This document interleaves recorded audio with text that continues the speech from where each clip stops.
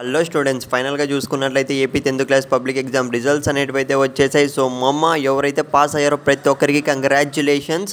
So ఖచ్చితంగా మీరైతే comment చేయాల్సిందే, ఎందుకంటే నేను సపరేట్గా కూడా మిమ్మల్ని కాంటాక్ట్ అవుతాను. ఎవరికైనా ఎక్కువ మార్కులు వచ్చింటే ఖచ్చితంగా కింద కామెంట్ అయితే చేయడం మర్చిపోకండి. కంగ్రాచ్యులేషన్స్.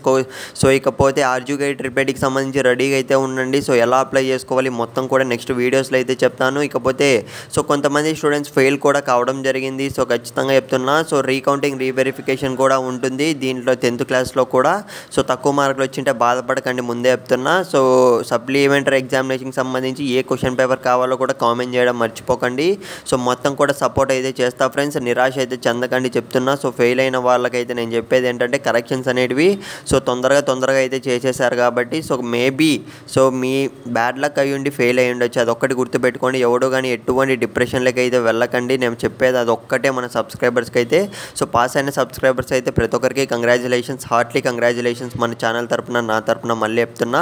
సో కామెంట్ చేయడం మాత్రం మర్చిపోక మామ, ఎందుకంటే మనం అప్పుడంతా ఎలా క్వశ్చన్ పేపర్స్ పెట్టి ఎంత కష్టపడ్డామో నీకు తెలుసు కదా. ఛానల్ కూడా సబ్స్క్రైబ్ చేసుకో. ఇప్పటికీ కూడా నువ్వు చేసుకోకుంటే మంచి మార్క్స్ వచ్చి కూడా పాస్ అయ్యి ఉంటే, లేకపోతే 10th క్లాస్ అయిపోయింది ఇంటర్ చేయాలా డిప్లొమా చేయాలని అయితే చాలామంది ఆలోచిస్తుంటారు. సో ఏపీ ఆర్జుకేటీకి అయితే ఫస్ట్ అయితే అప్లై చేసేద్దాం, గుర్తుపెట్టుకోండి. సో ఛానల్ సబ్స్క్రైబ్ చేసుకోండి మామ ప్లీజ్, మళ్ళీ చెప్తున్నా.